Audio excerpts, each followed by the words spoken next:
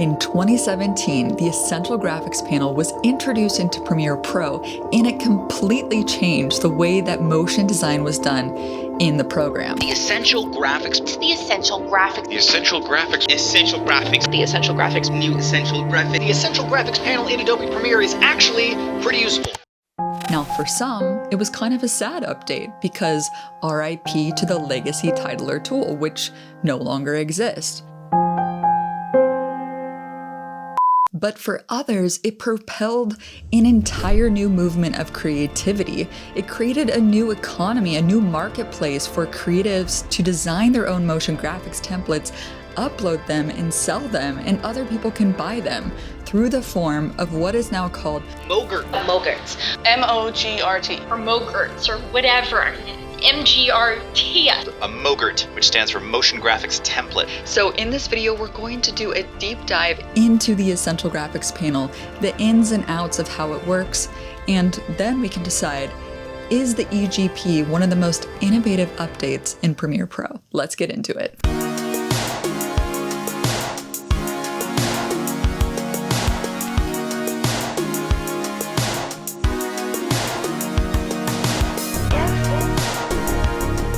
Hey everyone, Kelsey here, and welcome back to Gal. So, the Essential Graphics panel, that's what we're talking about in today's video. You're gonna walk away learning how to create your own titles, motion graphics templates, some tips and tricks to make the experience better, and you're going to learn how to import multiple different packs of MOGRTs, let's say from sites like Storyblocks, how to customize them and make them your own. And Storyblocks is the sponsor of today's video. If you're interested in getting unlimited video assets, you can click my link right down here and go check out Storyblocks. I'll tell you more about them later on, but as usual, you will find all of the time codes for this full guide just down below if you want to review. And let's go ahead and jump on in. So the reason why Adobe decided to get rid of the legacy titler tool and replace it with the Essential Graphics panel is for two reasons. The first reason is just to make graphic design, motion design easier inside of Premiere Pro. So they took a layered approach with the new Essential Graphics panel similar to Photoshop. Now the Essential Graphics panel is not nearly as powerful as Photoshop, but the intent is there to make it just easier, especially for designers coming into Premiere Pro, to understand how the layering works. And the second reason is to bring in the power in the motion design and animation from After Effects via the use of motion graphics templates. So motion designers now, they can create a template in After Effects, export it as a MOGRT file, and then you can use it inside of Premiere Pro with the Essential Graphics panel. So that way you don't have to go back and forth between the two programs. So those are the two reasons, and now let's see how it works. First, you want to be in Premiere Pro's graphics workspace. This will pull up the Essential Graphics panel on the right. And if you still don't see the panel, you can just go up to Window, Essential Graphics. This toolbar, I recommend moving it over closer to the Essential Graphics panel, so that way it's easier to use. Now, to use the Essential Graphics panel, you need to first create a sequence. So go to File, New Sequence, and you can choose your dimensions. I'm going to be using 1080p, 24 frames per second. So the good thing about the Essential Graphics panel is all of the text and graphics, they are vector. So it doesn't matter what the resolution of your sequence is, it's not going to be rasterized to that resolution. So you can take the graphics from one resolution to another resolution sequence, and you can still scale it up without any pixelation. So going back to the Essential Graphics here, you see that there are two main tabs. There's Browse and Edit.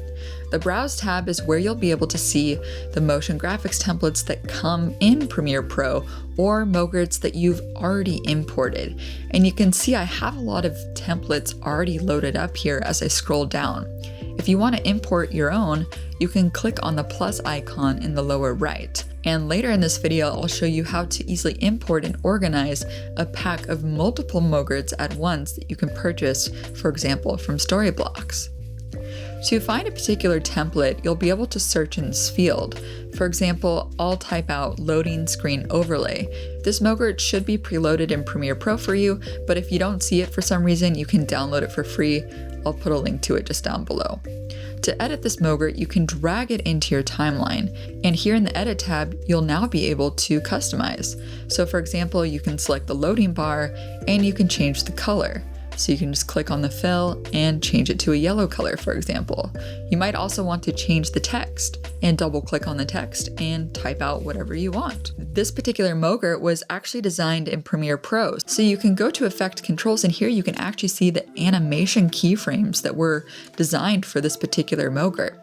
And you'll also see these white handles here that hold the in and out animations. This enables you to change the duration of the MOGRT in the timeline, and the in and out handles stay the same.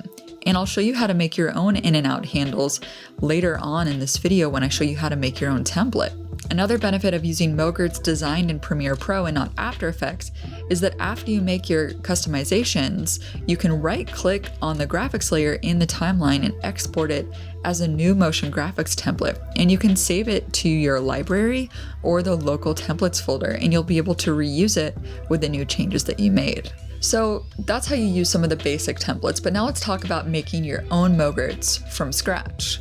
In Premiere, let's delete this MOGRT that we just added to the timeline, and now let's go to the Edit tab. You'll see that there are no controls here, just this new layer icon, which is one way that you can actually start your own graphic layer with a text layer, a shape, or you can import a file. Here you can import a video, an image file, or a .psd Photoshop file as a background layer, for example, into this panel. Another way you can add text is by clicking on the text tool here from the toolbar or pressing T on your keyboard, and then you can just click on the program monitor and type out the text. Then you can use the text controls to choose your preferred font. I'll choose the Montserrat Black. If you want it to be italic and all caps, just select these icons from the faux bold styles. And if you're designing a center main title, you can make sure to center align the text. If you want this text to be exactly in the center of the frame, there are two ways to do it.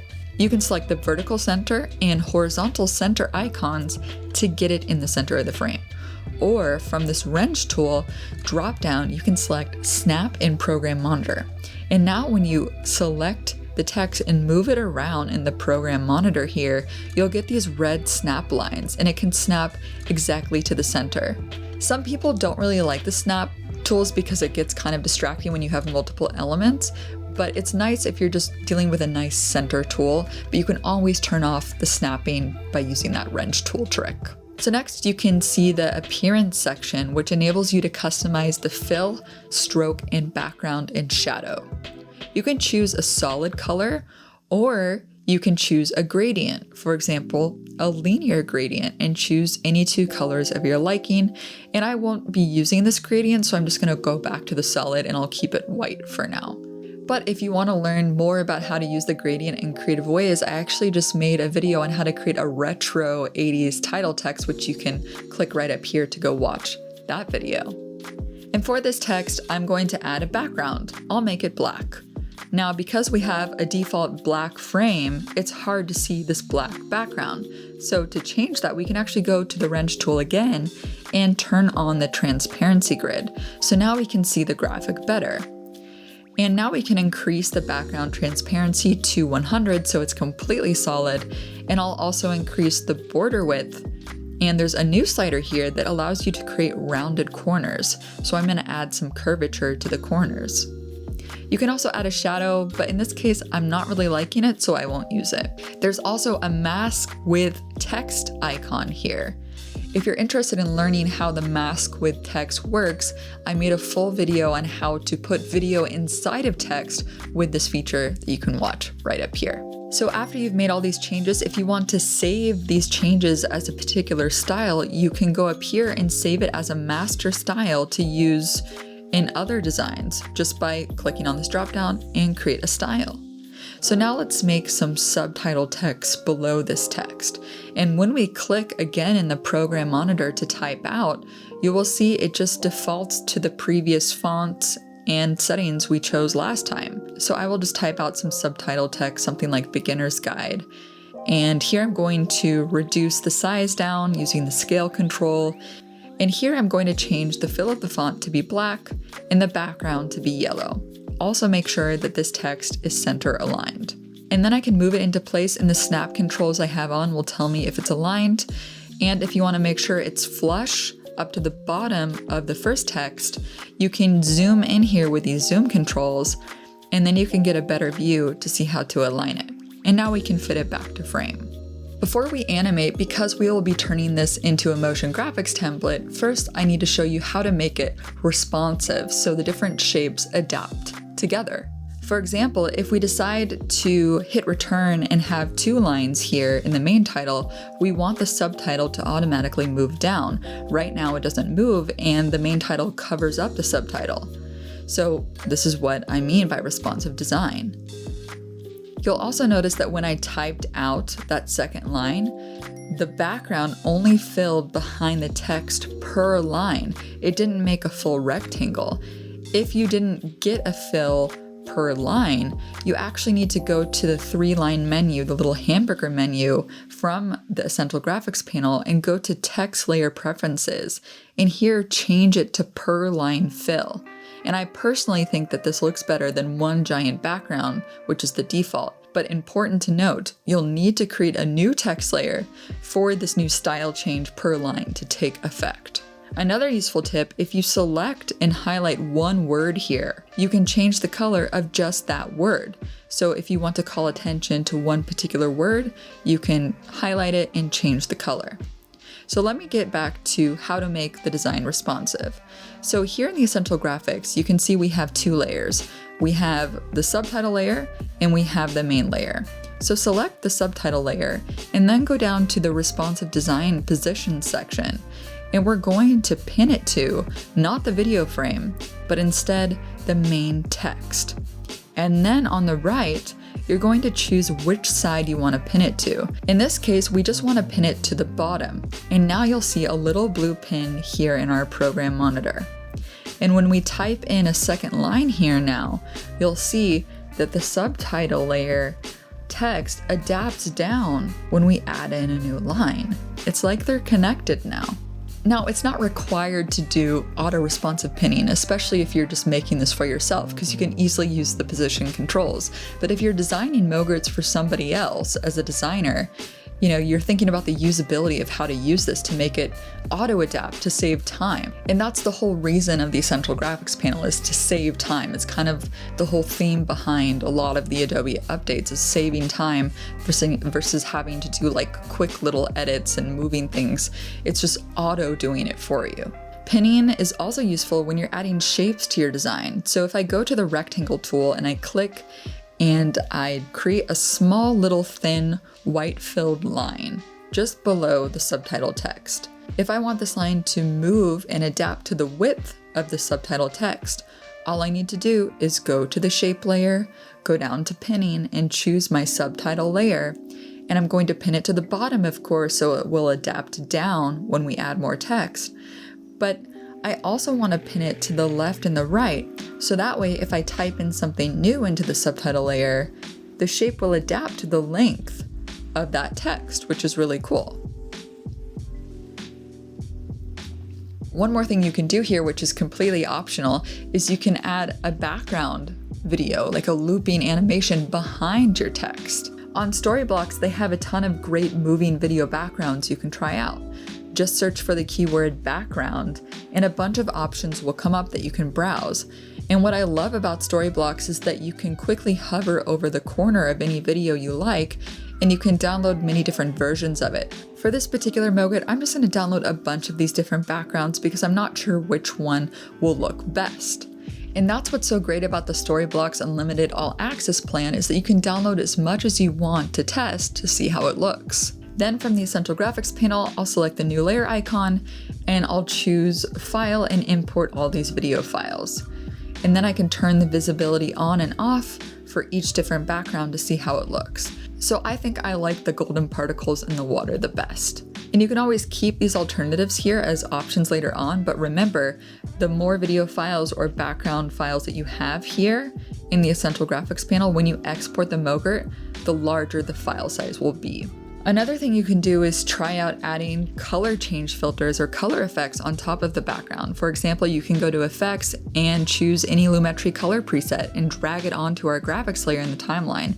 And then you can move the effect to just be above the background video layer, and then it will only apply to the background layer. You can also try out different presets to see how it looks. If you're not really feeling the presets, you can also search for an effect called tint and drag it on top of the graphics layer, and this will auto tint it to black and white. So let's move the tint to be just above the background layer. And instead of black and white, let's change the map white to any color that you like. For example, we can try purple, which looks pretty cool. You can also try the same yellow color as the background. You can choose any color that you like. And at any time, you can turn this effect off from the Essential Graphics panel if you want to see the original. And now let's go on to animating our text.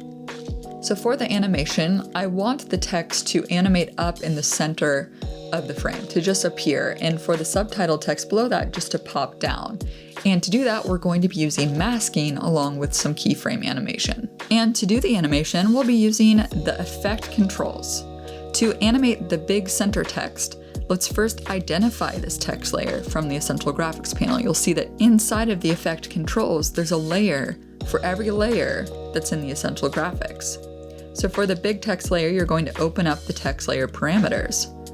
To make it slide up to the center, we need to make a mask. So click on this rectangle tool and it will create a mask for you that you can then modify. So I'll take each corner, the top corners, and expand it up to the top of the frames. And then I'll align the bottom of the mask to meet where the end of the big text and the subtitle text intersect. And I'll also remove the feathering so that way it's just a clean cut. Now we just need to keyframe the position of this text to move up. So first, let's move the playhead to around 1 second. That's when I want the animation to end. And let's press the stopwatch next to position to activate the keyframes. And it will make a keyframe. Then move the playhead back to the beginning of the timeline or the graphic here, and let's move the position down so it disappears behind this mask. And this is what it looks like. Now to make it more smooth, you can right click on the end animation, and from time interpolation, you can choose ease in. And now when we play it back, it's just more smooth. And of course, you can move these keyframes just by clicking and moving them, so if you bring them closer together, the animation will be faster and vice versa. Then for the outro, let's do the exact same thing, but first let's go ahead and move our graphic to be 5 seconds in the timeline, and don't worry, you can always extend this out at a later time, and I'll show you how that works. So I'm gonna move this playhead to 4 seconds because we want the outro animation just to be 1 second. And let's set the keyframe here by clicking this dot, and then let's move forward a bit and move the position down again off the mask. So here's the first animation, and now we need to animate the lower subtitle text. And we could make another mask, but I'm going to show you another way, which will keyframe the position and the opacity instead. So first we're going to press the stopwatch next to position where we want it to end up. And then we can move this text position up so it's hidden behind the text. But if we scrub back to the beginning, you'll see that you still see the subtitle text here. So this is where we have to animate the opacity. So what we need to do is go to the moment where we want it to be visible, hit the stopwatch next to opacity, then pull it a few frames to the left and bring the opacity down to 0. So that way we won't see this layer in the beginning. You'll also see that this line here, it actually moves with the lower text because of the pinning that we did, but we still need to add an opacity animation to the shape just like we did with the previous text. So here's the intro animation, and then we'll do the same thing to the subtitle text and shape for the outro animation.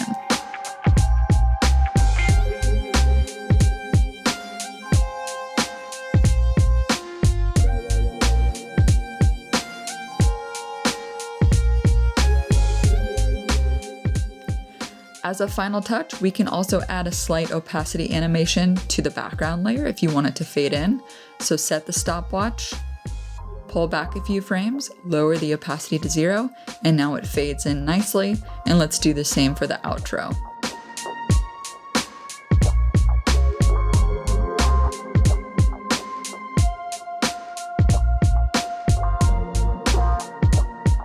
Lastly, let's pull this little blue handle here to encompass the first set of keyframes. And let's do the same to the end. And now we have these little animation handles. And when you extend out the graphic in the timeline, these animation handles will remain the same. And this is called responsive time, which you will also see in the Essential Graphics panel after you click on the layer.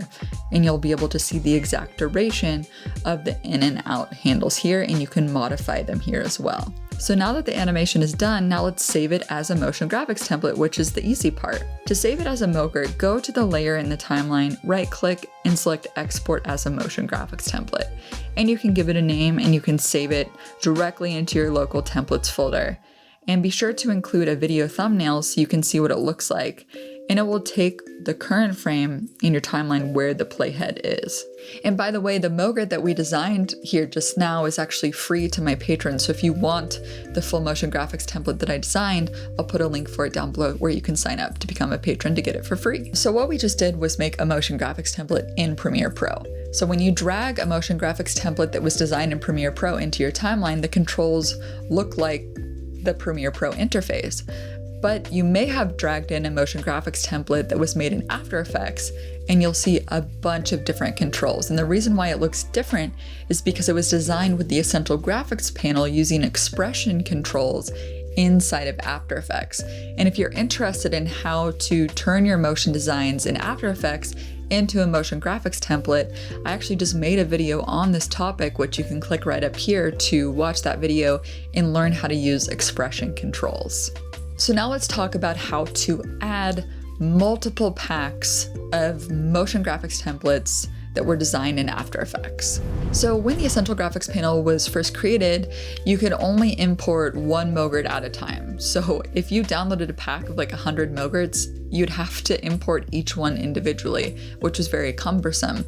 And it just had folders in the design. I think I'll put up an image here of the older Essential Graphics panel. Essentially, when you looked in the Essential Graphics panel, it was just a bunch of folders and you had to like go into each folder to find the MOGRT, and there was no search field. And now you can search for your MOGRTs and you see a preview of all of them. Another useful thing that you can do is add folders to specific packs you've downloaded. For example, if you download a pack of MOGRTs and you don't want to import them generally into your local templates folder, you can actually add in a folder on your computer to the MOGRT pack. To do that, you can go to the hamburger menu and select Manage Additional Folders. And here you can add in a folder of MOGRTs you have on your local drive. For example, with the Storyblocks Unlimited All Access plan, you can download as many video templates as you like. To download Premiere Pro motion graphics templates, simply search under the After Effects category, and you can filter for Premiere Pro templates. And here you will be able to preview all of the templates and can download as many as you like. All of Storyblocks content is royalty-free and demand-driven, and they have more than just templates. Tons of HD and 4K stock video, sound effects, and music. With their flexible subscription options, you can stay on budget and save time. So if you want to try out Storyblocks, you can go to storyblocks.com/premieregal. It helps support the channel, so thank you for trying it out with my link. And here are a few of the MOGRT packs that I actually recommend. There's the Slick Lower Thirds for Premiere Pro, and it's a brand new pack which actually includes the new media replacement feature where you can drag and drop your own media. And there's also the Colorful Arrow pack, which is nice because it's just one MOGRT and it gives you controls to modify the arrow, the color, the glow, and rotation.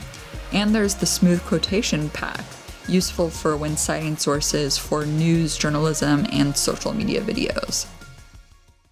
So once you've downloaded all the packs you want to your computer, you can create a folder on your internal drive, and you can call it anything you want. It could be just MOGRTs, and then you can make subfolders in here for each category of the pack, and then you can drag the downloaded MOGRTs into these folders. It's important to note that there should be no subfolders inside of these folders, just the MOGRT files. So now when you go to the hamburger menu and select Manage Additional Folders, you can also add in the folders that you just made for the Storyblocks MOGRTs you downloaded. And then you can browse these specific packs by clicking on this local dropdown here, and you'll be able to select the individual folders. And I find this helps so much with organization compared to having to remember what that MOGRT was called and using that search. You can just put all of your most used MOGRTs into these folders for easy access. But if you're like, I don't want to use this folder system, I'll just put them all in my local templates folder. If you ever want to organize your local templates folder, it's located inside of Adobe's common folder, which is hidden away in the library of your computer. So I'll put a screenshot up here that shows you the exact file directory for both a Mac and a PC of how to go to that folder. And you can delete MOGRTs from there, or you can drag them into a different folder just to keep your Essential Graphics browse panel a little bit cleaner. I tend to do this like once a year because I'll end up having MOGRTs there that I never use and it just takes up space. So consider that as another option. So now let me show you how to customize one of these MOGRTs we just imported. For this demo, I'm going to choose the slick lower third 25 and drop it into my timeline. From the edit tab, you can adjust the scale and the position using the X and Y values.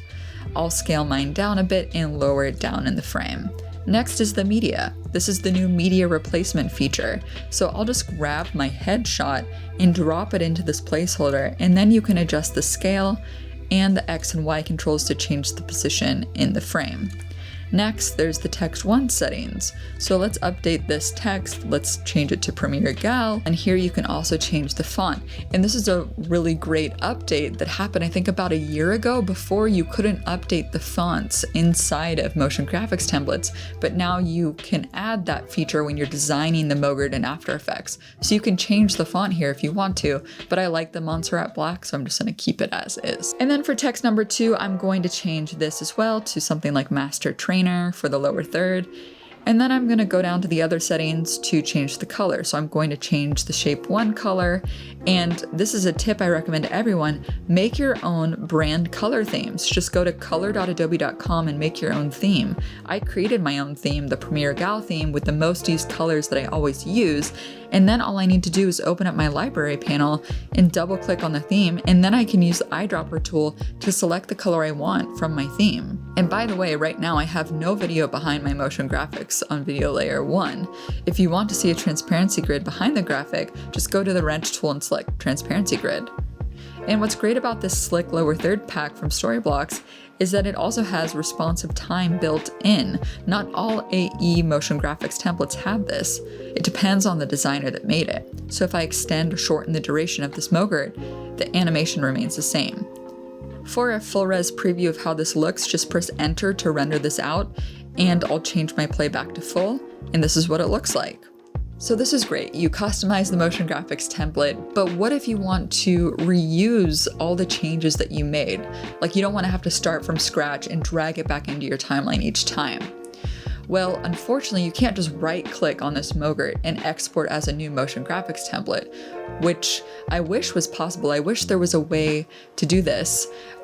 Adobe should add a feature where you right-click and edit in After Effects. Because this MOGRT was designed in After Effects, you should just be able to go in and make changes in After Effects because you want to save time, right? So you don't want to have to redo all those changes every time.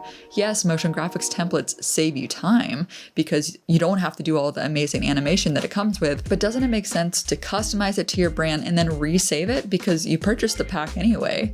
Why not just have the ability to save us more time? So there are a couple workarounds to this right now. The first method, if you're not going to make any more changes to this MOGRT, you designed it perfectly, and this is something you're going to be using in a lot of future videos, you can export it with a transparency layer. So you can go up to File, Export Media, and from the format, you can choose QuickTime, and from the preset, you can choose Apple ProRes 4444 with Alpha, and export it. And then you can always save this on your local drive and import it and stack it on top of your video. Another hack, because this was made in After Effects, is a reverse engineering of the MOGRT itself. So this requires some zipping and unzipping. So let me show you how this works. Drag your MOGRT into the timeline. Then you can right-click on the MOGRT and select Reveal in Finder, and this will take you to an .ae graphic file. It's not taking you directly to the MOGRT in this case because the MOGRT has already been uncompressed when you drag it in the timeline. So from here you need to click and duplicate this AE graphics file, and then on this duplicate file, replace the .ae graphic with .zip. And now you will have a new zip file. Double click on the zip file now to uncompress it. And now we have a .aep file, which is an After Effects file. And you can open this up in After Effects. Now in After Effects, if it's not already open, you can go to Window, Essential Graphics. In here, you will see that all the parameters were added in here, which are available in Premiere Pro, and you can change them here. So you can update your fonts and the colors to your branding. And once you've done all the customization, you can move the playhead to the frame you want to be the preview poster frame, set poster frame, then export motion graphics template. And you can save this in your local templates folder, or in your library, or just in your local drive. And now when we go back to Premiere Pro, you'll see the new version is here ready to use. And now it will be faster to use this because you don't have to go in and modify all the default settings over again, which is a huge time saver. So that's all you need to know about the Essential Graphics right now in Premiere Pro and After Effects.